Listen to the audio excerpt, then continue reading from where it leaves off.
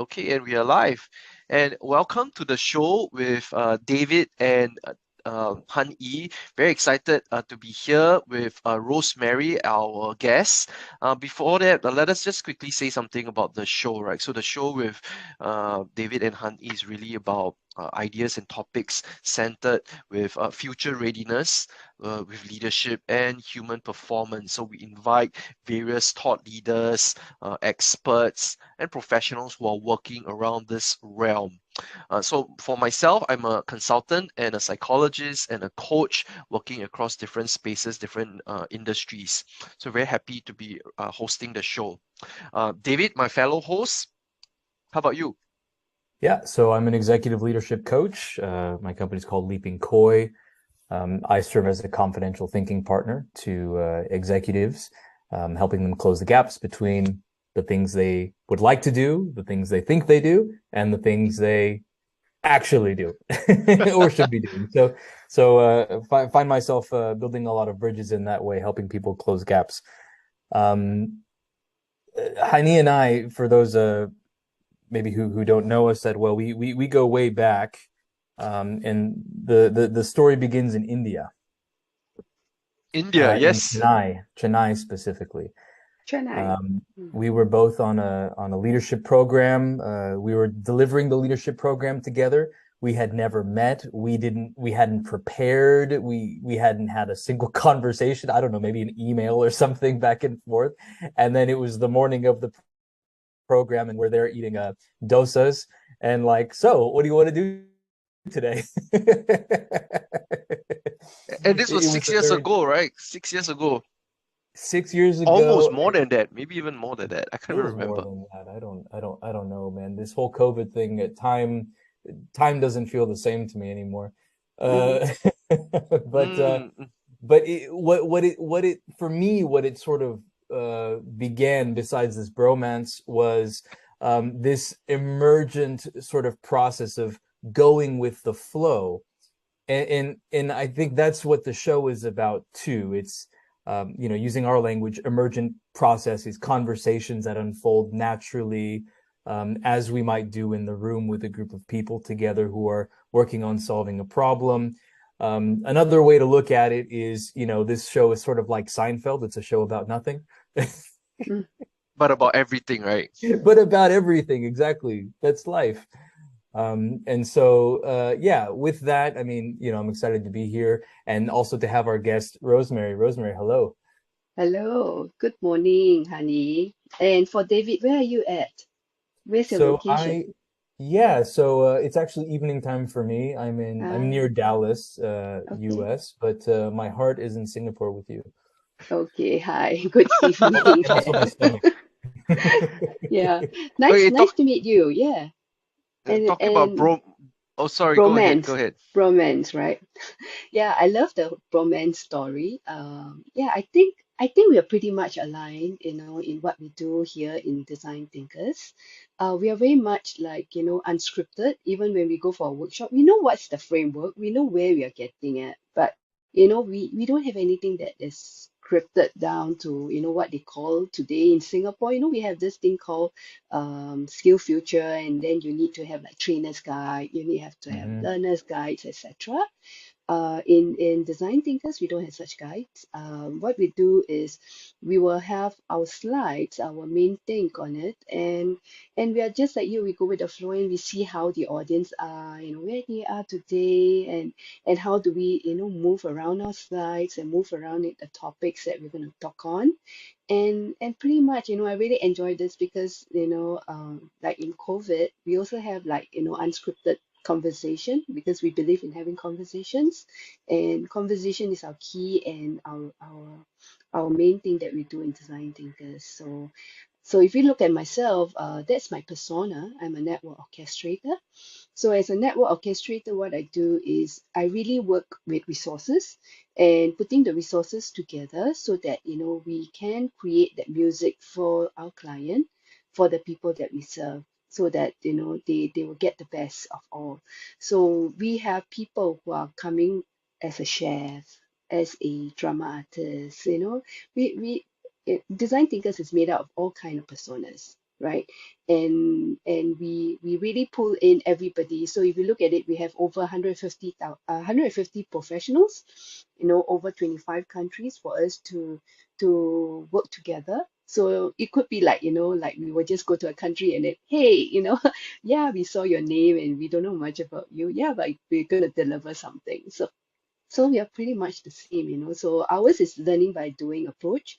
So that's how Design Thinker works. And I really, really love, what the show is going to be like and going with the flow. And I hope I can contribute. I don't know much about um, what you want to talk about, but let's go with the flow. Thank you, Hani. Thank you, David, for having me here. Hey, no problem, no problem. I mean, right off the bat, I'm actually curious what my persona is, David. What do you think? So Rosemary is a network orchestrator. Yeah, maybe Ooh. that's something a value we'll get out from this discussion, finding out our personas, maybe Hmm. our avatars as well. To us, personas is very important because we need to Yeah, understand their journey. Yeah? So when we go out there, how we can do things that are unscripted or even get things delivered, we are understanding everyone's needs and we are trying to see where they are coming from. And so having that persona helps us, like my partner, he's called a sheet stirrer.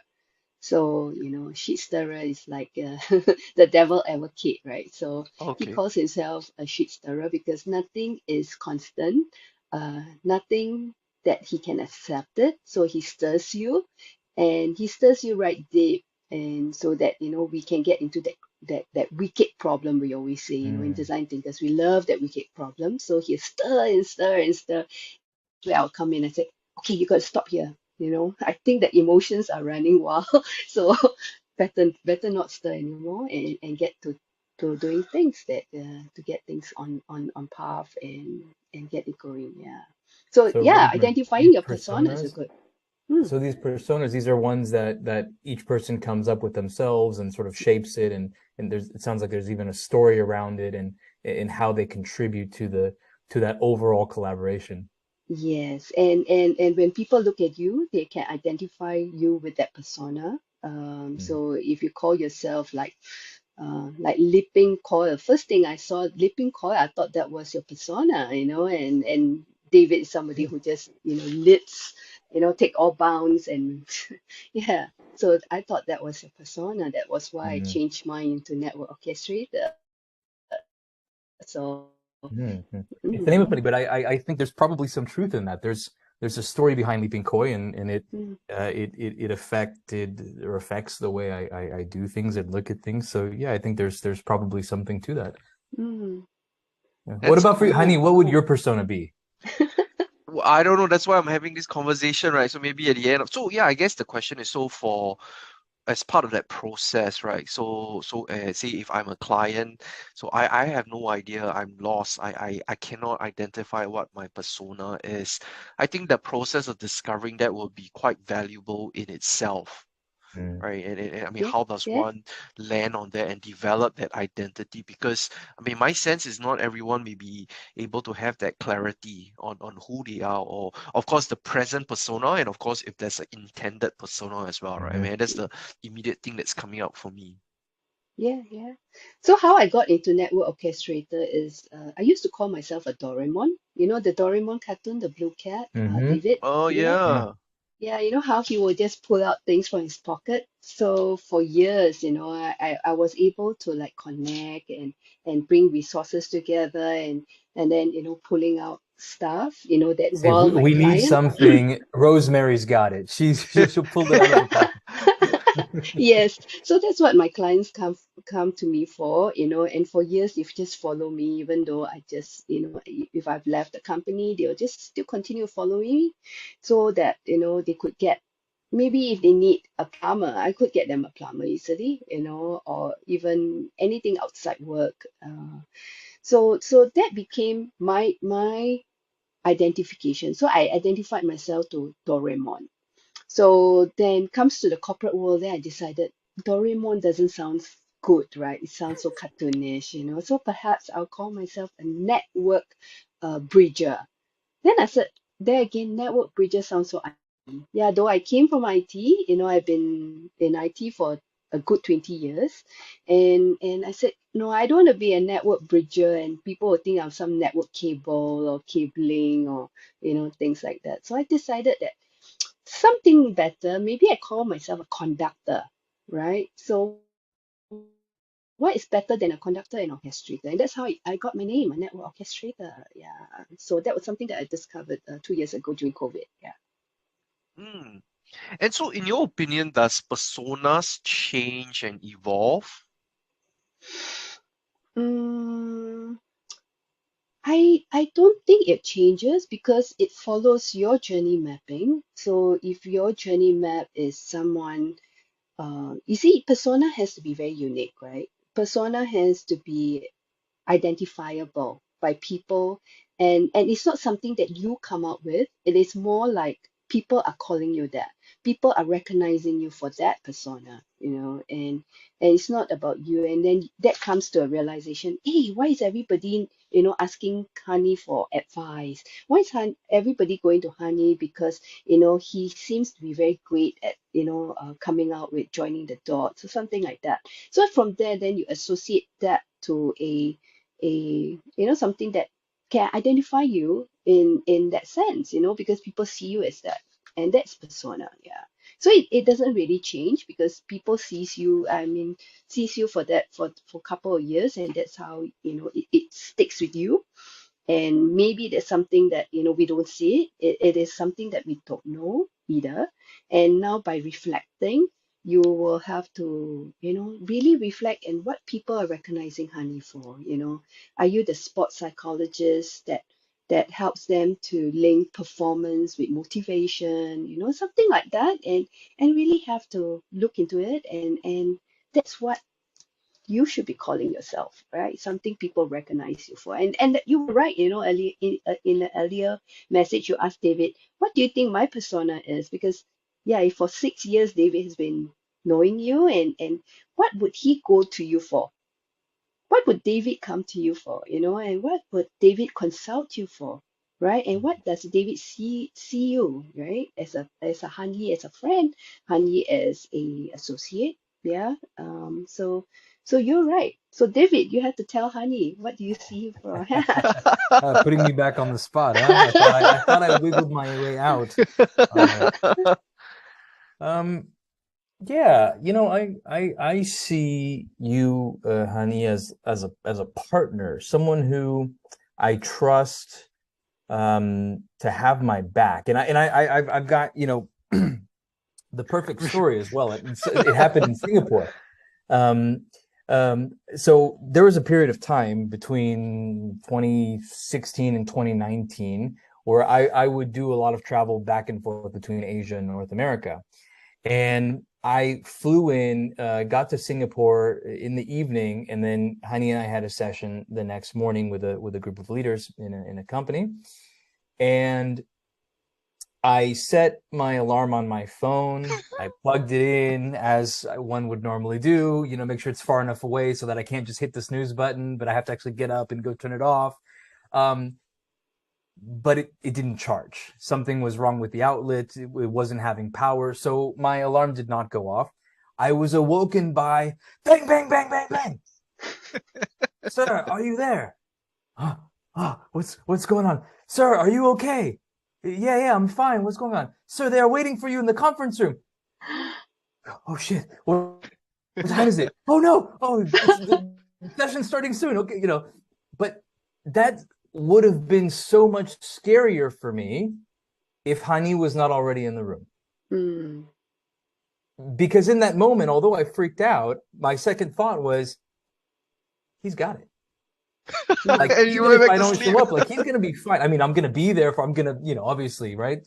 But if something happened, if I really was late, like, it's not gonna kill the program. It's gonna be totally fine. And stuff like that with me and Honey, like, oh, you want to take the sex piece? Go for it. You want to take sex piece? Sure, why not? And we can. It's very easy for us to volley. Whereas sometimes, I'm sure Rosemary, maybe you've had these kind of experiences. Sometimes the chemistry with someone might be a little bit off. You don't, some people like to be more controlling. Some people maybe they're really, really loose to where like Mm-hmm. you're not even moving in the right direction. And so yeah, with Hania, just the numerous times we've got to work together, just a lot of trust is there to just, you know, like whatever happens, I know that we're gonna be okay. So a co-pilot, a co-pilot. Ah, A That's what co-pilot. this is. co-pilot. Ooh, Yeah. I'll think about that sort of landing, yeah. But you know what? The thing that's coming up for me, Oh, right, or is about maybe with the because you've got the Navy background, maybe a co-captain, a co-captain. right? Anyway, Yeah, that's what comes to mind. Seafaring. seafaring co-captain. Yeah, but you know what? The thing that's coming up, I mean, to Rosemary's point, ultimately it's also about relationships, right? Yeah. Mm, I mean, how we relate to each other, how we allow that relationship to unfold. mm, And so it's not just about design thinking, right? This is mm, really something that transcends into how we live our lives and how we relate to the people around us, the mm-hmm, environment, the community, and certainly in the workplace. It's almost like this is about the greater good mm, as we think about personas and how we relate to each other. I mean, so like how David thinks of me and this thing that's emerging as we view some of the stories. mm. Yeah, so that's really my immediate reflection actually. Yeah, someone's perspective of view, you know. So we always call it a point of view, or even, you know, that's where your empathy comes in. So when you empathize, that's something that you would do. You would listen. You put all biasness aside. Like, you know, Handy was just putting all his biasness aside and listening to you very attentively, and I could see that, you know, he's just, you know, everything is just running behind Well, him. he's It's mailing me a really. check later, so Now Yeah, that he jogged my memory, I have to bill him yeah. for the compensation that he put me through. The trauma of my partner not showing up. Yeah. So yeah, that's the empathetic journey that you have to take on, understanding from one point of view. So just imagine if this is done in an organization, if you as a leader, you know every personas of your team members, and you would treat them differently, would you? Hmm, hmm. Mm, yeah, for Now, sure, for sure. what's the risk of this becoming sort of a crutch in the sense of we're sort of putting people in a box, we're categorizing people. If I see someone as the shit stirrer or whatever, is there a risk that that then becomes a bias in itself? Yeah, so you need to put that box away. You know, knowing that if the person is a shit stirrer, like I know that my partner, he's a shit stirrer, and what I'll do is when he does something, you know, I'm there to also sort of tell my resources, don't worry, you know, he's just shit stirring you, so you don't have to take it too hard, right? And he is just who he is. But look at him on the brighter side, right? And he's like this. So yes, people tend to put them into a box. You're right. But we should not be putting people into a box because we don't stay in a box, right? And the box was never there. So when I was with Disney, right? So we will always tell people, was there a box to begin with? You know, you only started drawing a box because, you know, you lived through certain experiences, you lived through certain instances that put yourself into build that kind of biasness, you know, and say that, okay, I shall not do this or I shall not step into that line because otherwise I'm going to be, you know, facing these consequences, etc. It is ourselves that put ourselves in a box, right? And no one puts that in. So when we are doing empathetic journey, we really have to be very intentional to take that away. So as a leader, when you're going on you know, as a transformational leader, if you don't have empathy, it is hard because you're still, you know, having certain kind of biasness, you know, that you can't take it off. And when people talk, you know, people say something, you would have something made in your mind and you know how the answer is going to be like, rather than, you know, having that conversation to go with the flow, like how we are doing it now.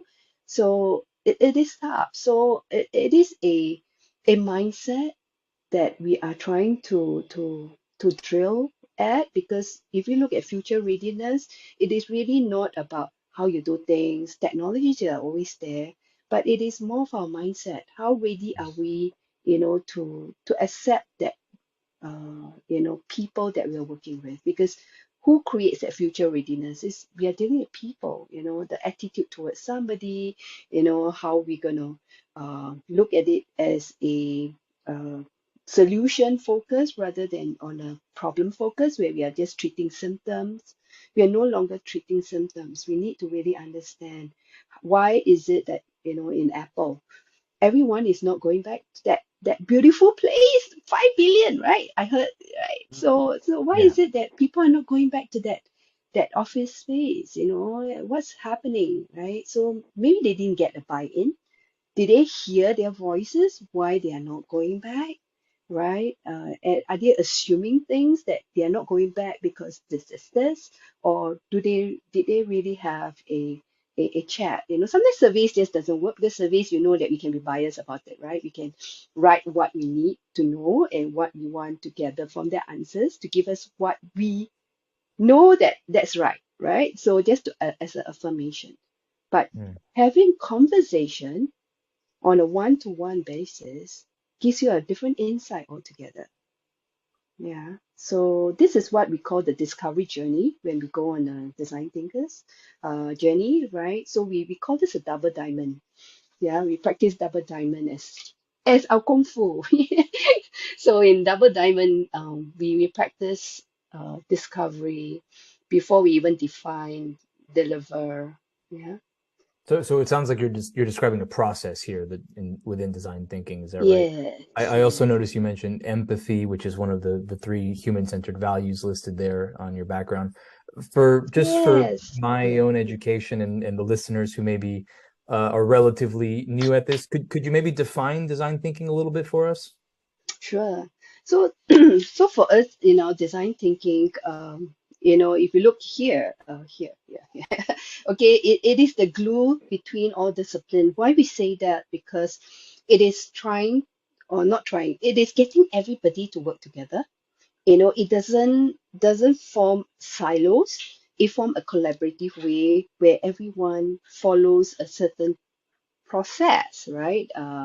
And tools are just there to help you to be facilitated across, from stages to stages. But it's more of a process, the way you think, So we always say that there are certain time or certain part of our thinking that we need to be very broad.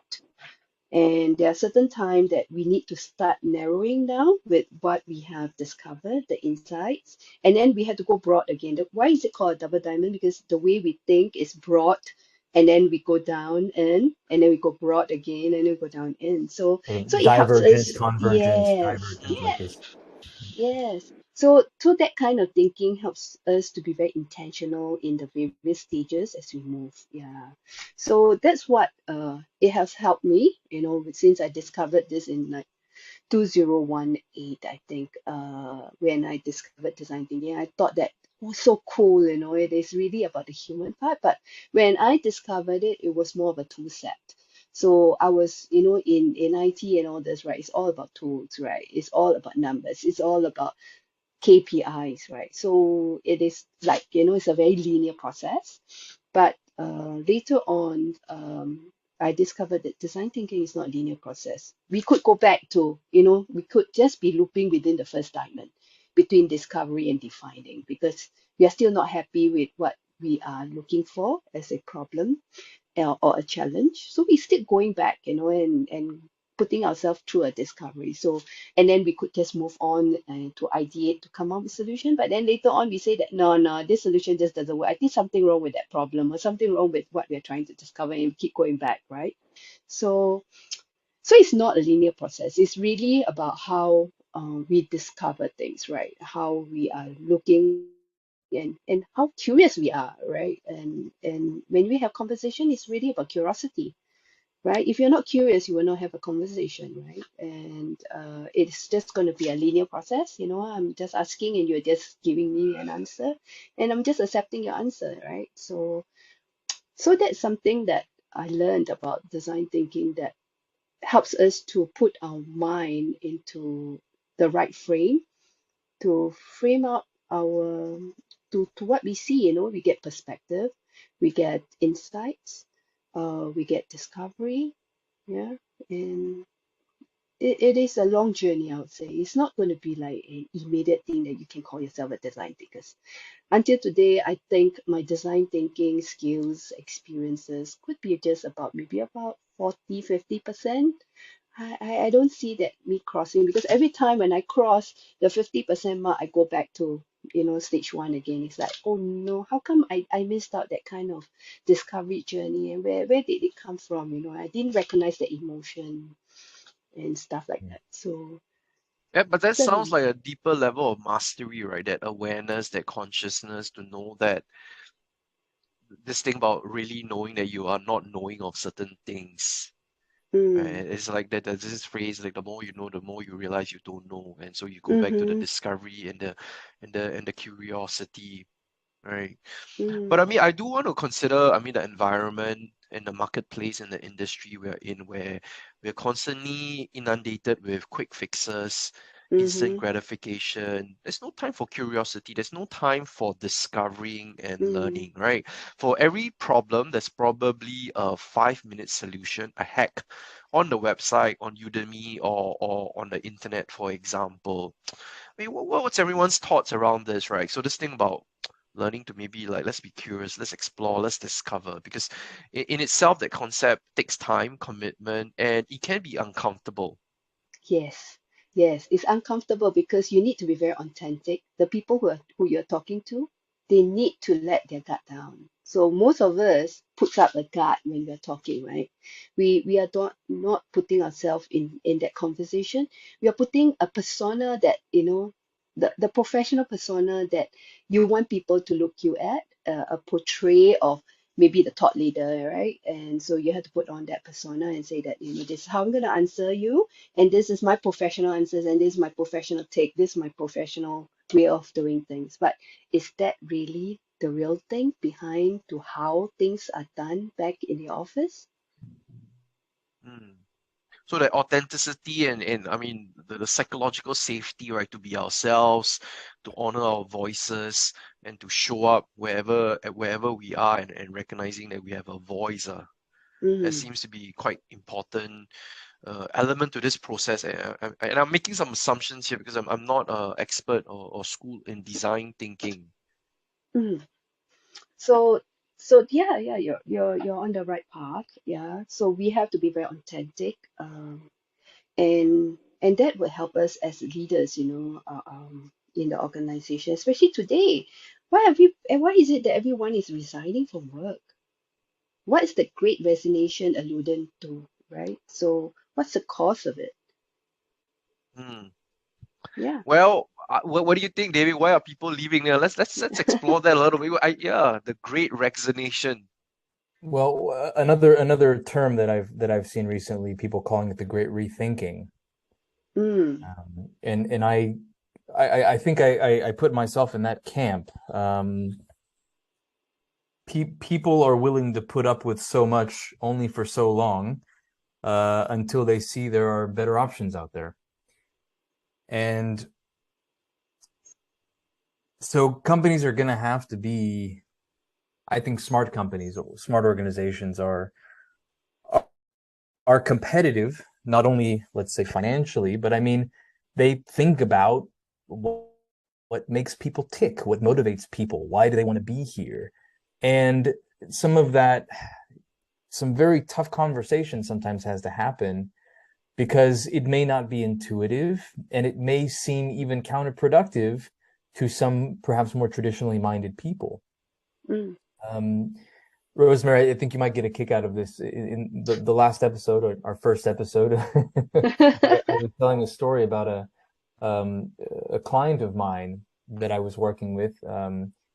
And during one of the breaks, or it was during the lunch break, I was having lunch with the head of HR, and she told me in private, I won't say the company or anything, and the Mm-hmm. CEO is gone now anyway from that company, but the CEO of that company at the time, she told me, had her, the head of HR, this is a global company, by the way, this is in the headquarters, asked her to go out and count the number of cars in the parking lot and compare that to the number of butts in seats.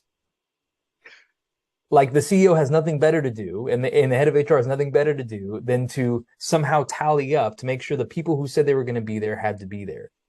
And I think for me, it sort of falls on a very basic principle, and how it relates to this great resignation, great rethinking is, if you can't trust people to do their job, don't hire them. Mm-hmm.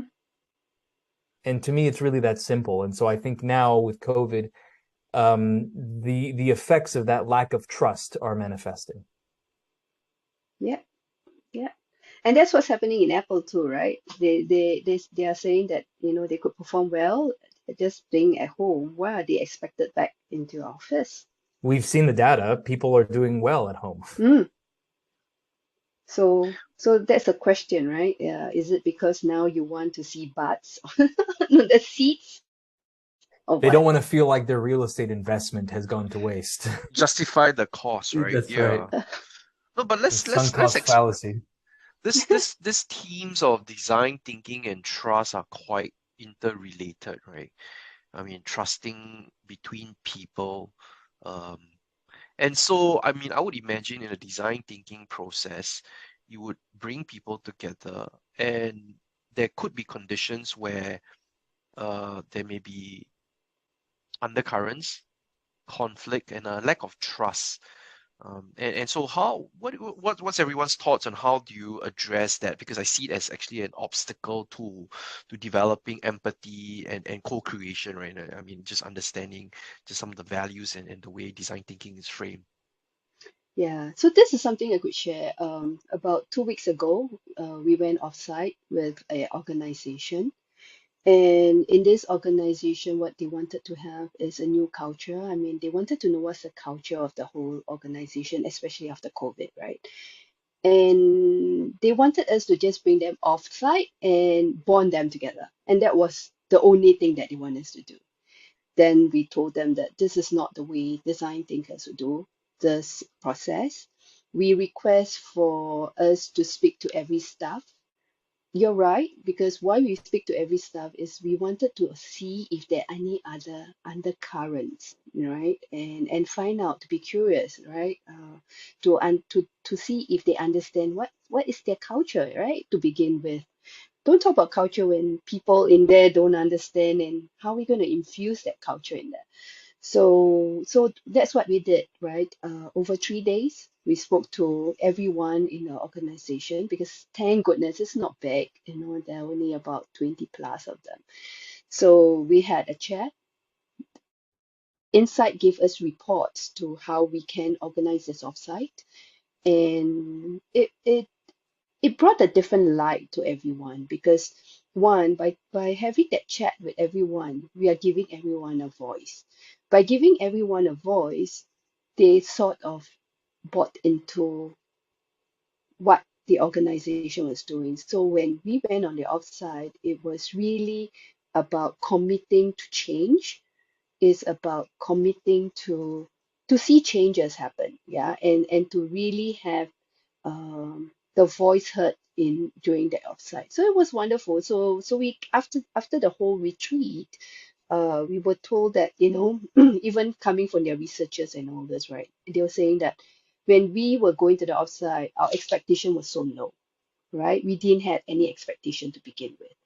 But now, after just one day, our expectation went up, you know. So what happened, right? I mean, we just had like maybe half a day upon arrival, and another morning quarter with them, so maybe about 3/4 of the day just spending with them. And how did this expectation from here goes all the way up there, right? And what we did was really doing things like they wanted a bonding session, but our bonding session was more than a bonding session, because we allow voices to happen. Yeah, so that's how we would do it. We are not a cookie cutter people. So we don't have proposal for you. I mean, if you want any proposal, we'll have to have a chat with you. We need to understand from you before we even send a proposal. And that differs us from any other design thinking organization in Singapore. And that stands us out a lot, because we are not a cookie cutter. We don't have solution for you. we are there to discover the solution with you. So that's where the co-creation comes in, right? So we Mm. co-create the journey with organization, with the people we work with empathy. And you really have to do it yourself. It's learning by doing. We are not there to give you any prescription. We are not a specialist. We are just there to help you facilitate the process so that you discover that. Pretty much very much coaching, right? It's really much a coaching Yeah. methodology, but we do it in the design thinking process. Yeah.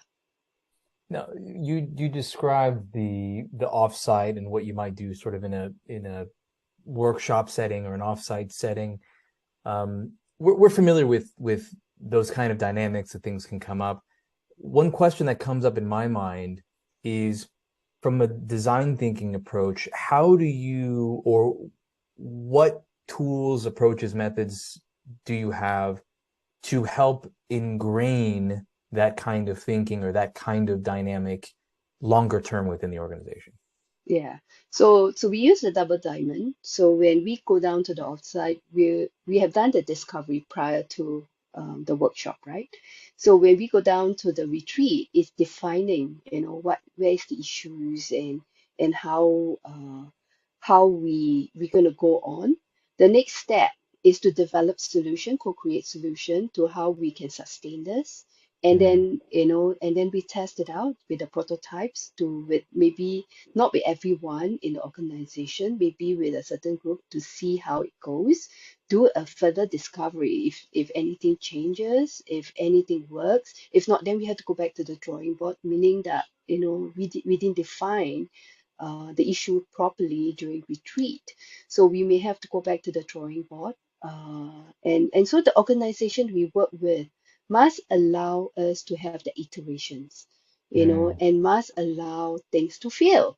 Yeah, because if organization doesn't allow failures, then design thinking just doesn't work, because it is not about the success. It is through the failures that we succeed, Mhm. right? So so it's very low fidelity actually when we are doing design thinking, because we don't cause much things. It's less risk when we are prototyping with small groups.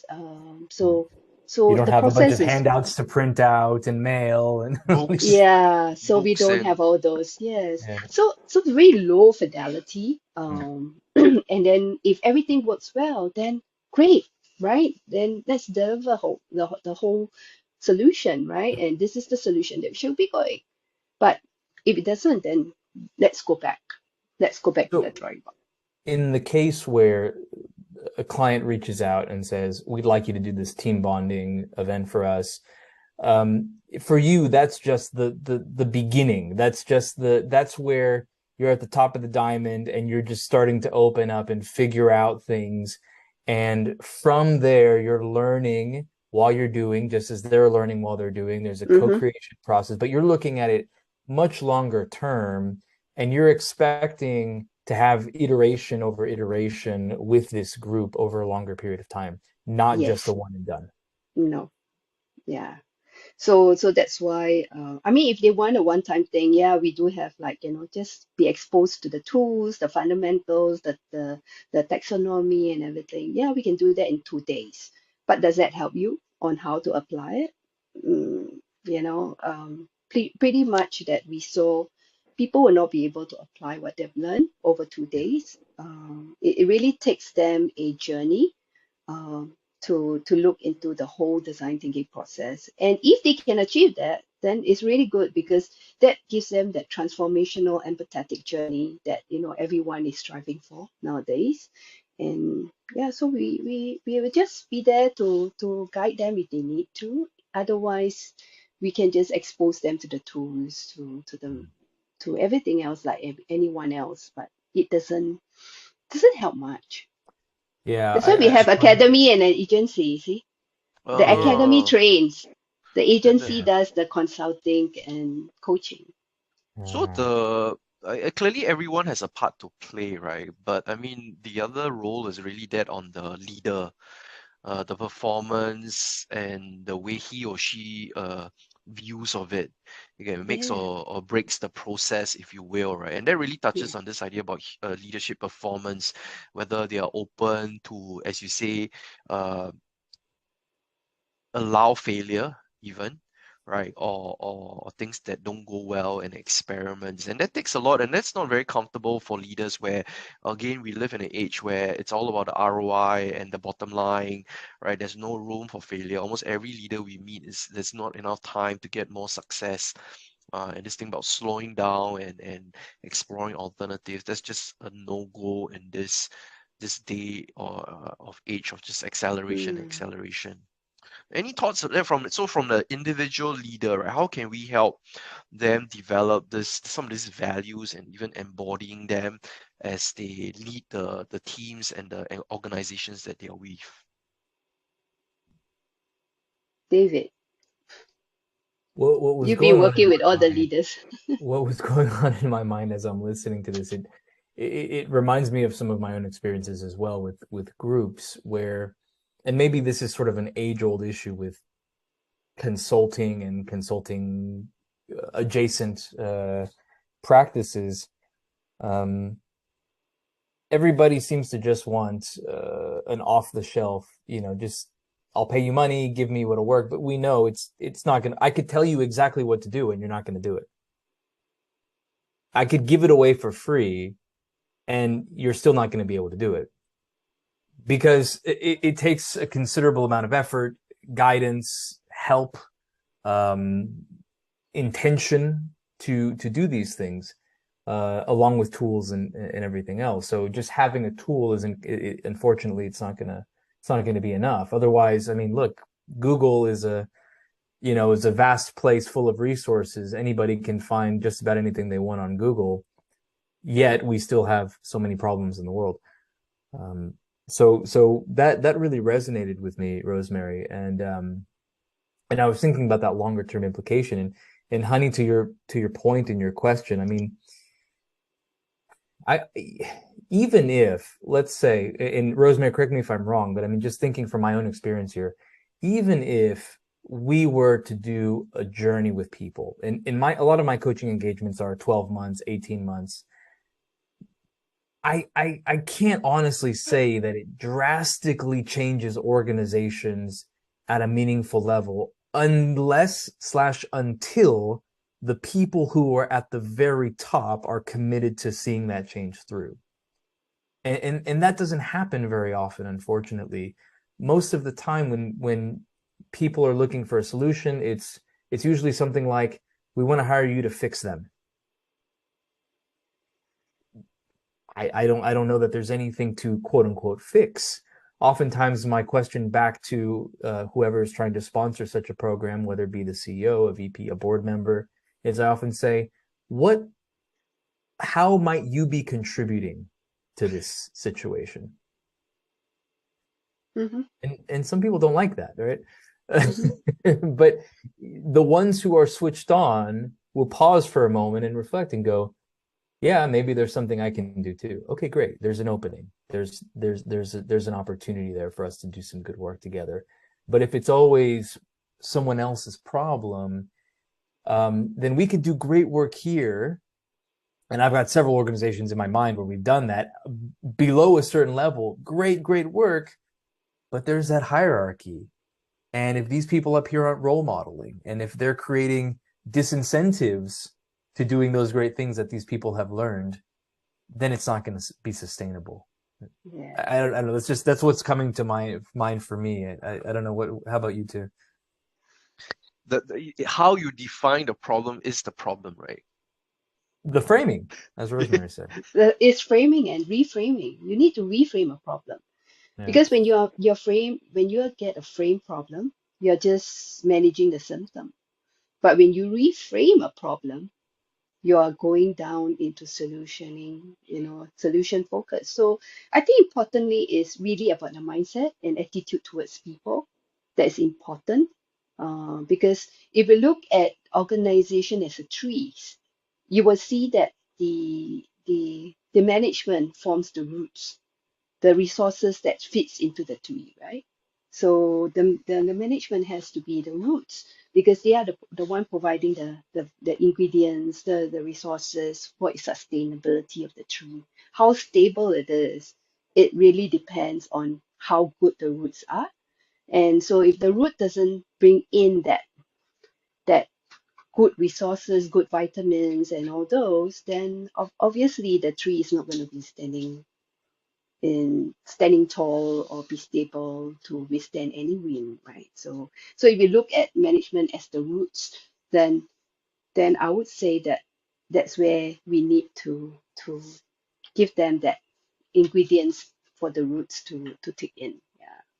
And those roots are the people, right? I mean, and this thing about the reflection of the attitude towards how we view human capital and people, and It's all and people. it's all about people, right? And as sort of going back to the focus on a leader, right? That leadership performance then is really about paying interest in developing people, paying attention to the relationships, the quality of the relationships that they have with other people, and not just the business and the financial results. That will come when you have people, right? Hey, and even if you have technology, you still need people to drive the technology. So that's something that seems to be coming up for me as from these conversations. I was running a coach sort of development program for a group of leaders, and to be very honest, I always struggle with, it's about the skill sets, but what is this coaching for leaders really all about, right? And really sort of lands on the fundamental idea that as a leader, it's about people, right? And if you put that as a key priority, as a mindset, as an attitude, then you're off to a good start, and you're Mhm. putting the right roots in place, and you're feeding you're watering the right plant, if you will. Yeah, Yeah. yeah, yeah. And so your mindfulness practices and stuff like that, honey, it's very interesting because that address, how you could change the mindset of the people, calm the mindset. Um, people forget to take pauses. You notice we tend to pack our day and we don't have time to pause. The reason for pausing is for us to reflect, right? And review. If we don't pause to reflect and review, on yourself, knowing yourself introspectively, how are you going to deal with the people outside? How are you going to deal with, the external factors that's affecting you? Yeah, that consciousness, right? I mean, to David's earlier point, right, are we even aware as individuals, as employees, as leaders, how we carry ourselves, how we actually showing up, and ultimately the impact on others and also the Mm, impact on ourselves. Yeah, mhm. and that understanding. Yeah, that's a practice that can come with time, with that reflection. But there's no time for reflection. We have to get going. It has to be fast. It has to be quick. Right now, David? What do you think? As I'm listening to you two, I'm actually thinking about economics. Economics. Okay, go on. I'm What thinking about? about economics. I agree that there never seems to be any time. Um, just a quick story, and then I'll stir some shit. Uh, Go on, I David. We have time. We'll make time for we have you. time to stir shit, do we? Yeah. Okay, Um, go ahead. so I was coaching this leader, and I noticed by probably our third session, he was several minutes late every single time. And so the third time, when he got on, he apologized. Oh, sorry, I'm late. I had another meeting. I just asked him point blank, what number meeting am I today? He said, what? Could you open up your Outlook and just count for me? What number meeting am I today? Oh, okay. You're like number 13 or 14. It was 3 in the afternoon. Okay. And I was his 13th meeting. And I said to him, you told me you wanted to work on your strategic thinking. How are you going to be a strategic thinker if you don't have time to think? And that opened up a very, very interesting conversation around priorities, around what a people leader actually does. He doesn't have to be on every meeting. Mhm. He doesn't have to be CC'd in every email. He doesn't have to run every meeting that he does. He and many people take on more than they actually need to. And once you're beyond a certain level, domain expertise is not the point. It's how can you draw out, how can you bring up others? And so in his case, he was lucky, and anyone who might be listening who's struggling with this, maybe can leverage a similar thing. In his company, they actually had a policy where you're not allowed to set meetings or send emails before a certain time. I think it was Wednesdays before like 11 a.m. and after 3 or 4 p.m., something like that. They had some blocks that were like company wide. It was policy. Nobody listened to it, and it was never enforced. And so in his case, all he had to do was start enforcing policy for himself. So whenever someone would invite him to a meeting, no reason, enforcing company policy. And guess what happened? People stopped booking his time at that time. And so I started running a little experiment with other leaders that I coach. And I said, if you can find a time somewhere in your calendar that you can block out consistently every week and keep it sacred, your task is to guard it. What you do with that time is up to you. You want to catch up on emails, you want to take a nap, you want to go for a walk, whatever you want. But protect it. And it works. And so what I've realized is, even for myself in my own calendar management, is if you leave your calendar empty, it's likely to get taken up by something or someone. But if you are intentional and deliberate about blocking time in the future, even if you don't know what you're going to do during that time, then it's easier to keep that time. And so remember, time is not a real thing. It's a construct anyway. It doesn't exist. So we have much more control over it than we think. But when we're not thinking about it, then we lose it. So question to you, That's David. my story about time there. David, so I have a question. Did you see that the leaders who block and guard their time were more productive than the leaders who don't? By league. There was one leader, I kid you not.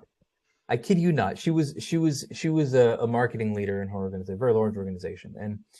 And the session after she did that, she came back in tears. No joke. She was crying. And I said, "Oh my God, are you okay?" She said, "I did the thing we discussed last time." I said, "Uh-oh."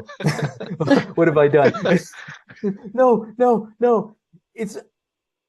I never realized I could be this kind of leader. I've been so present this week because all of the shit that was piling up, I just put it into that block, and I stopped worrying about being on every meeting and this and that. And I got to actually listen.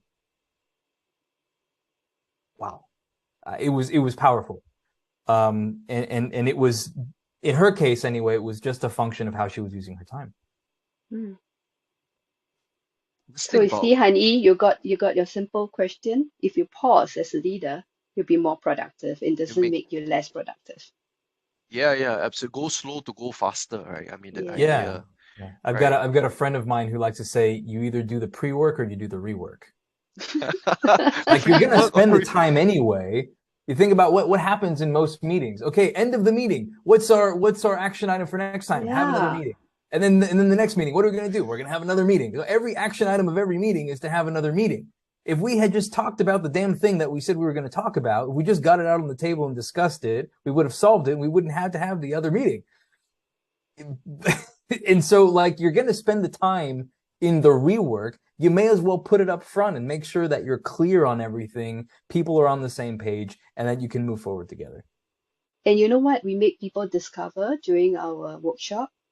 Within 20 minutes, let's say, for example, just doing brainstorming, guess how many ideas they could get out 20 minutes? I don't know, a lot. Hundreds. So Hundreds, I'm not surprised. So they just get so wild by it. Why do we need a long meeting where we get no ideas than having a proper process in place and I can get hundreds of ideas? Or rather, it's not that we get no ideas in the meeting, it's we end up going with the idea the boss had before the meeting anyway. Is that productive? No, God, no. Yeah. So these are things that we make people discover and be wild by it, right? And that's how people change. If not, it's tough. It's mindset again, right? So mindset, attitude towards people. Mindset Mm. towards people. Let's go on my key takeaways, right? And this thing about going slow, to go faster, and I like this idea about empathy and the frame that we use to view different contexts, different situations, different relationships. What are your takeaways, David, from the conversation today as we start to wrap up?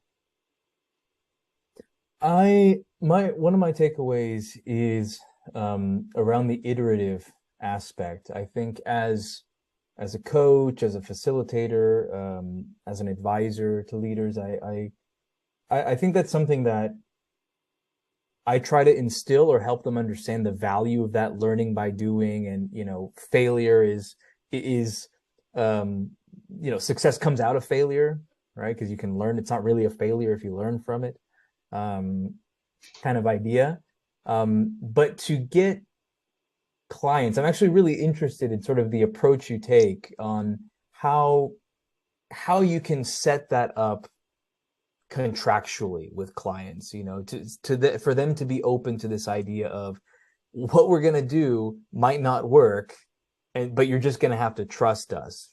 I think Trust the that's process. fascinating and it needs to happen, but it's very hard to do with many clients, at least in my experience. Yeah. So it is a something that, we do this across all 25 countries. So pretty much our culture, yeah. Hmm. I would Okay. say this is how we will always end, okay? What is your one word, your one word emotion out of this whole talk that you have? I'm enlightened. That's the word I would use. Curious. I'm curious, more curious. Mm. I'm with you, What's your David. I'm curious to how we can co-create a journey together. Yeah, yeah. Let's Mm. discuss it. You were before we started recording, you were telling us about these get-togethers that you're having. Would you like to share that with our audience? Oh, sure. So what we do is we do have face-to-face fireplace that we organize because we're going to have our first Asian conference in February 8th and 9th in Singapore. And in this conference, it is not about then the conference, but conference starts now. So every month we organize things like fireplaces or even Zoom chats and stuff. And those are things that we start conferencing from now, and this is one of it too, having myself on your show, it is also part of our conference, because what we are doing is we are putting people through the lens of others, right? So our whole conference is about through the lens. So it's about storytelling. It's the unconference style of things. It is about storytelling. It's about what people are facing, right? And this is something that people got to come to conference to be curious, to know about it. And so 8, 9 February will be happening in Singapore, and it's going to be limited tickets, right? And we are starting to unconference the whole thing from now. Yeah. That's great, Rosemary. Thank you for sharing that. We'll definitely include that information in the social media channels. And so happy and thrilled to have you with us today to share your insights and helping us understand what design thinking is and some of the values. I definitely got a lot out from today's program. And a point of observation. So I think this is something I don't know whether you realize the backgrounds that we have, right? I mean, it was never planned, that emergence, right, where I'm white and he's black, and then you are the glue that ties sort Right. of that compliment. So thank you so much once again for joining us. Thank you for having me here. Honored to Thank be you, here. Rosemary.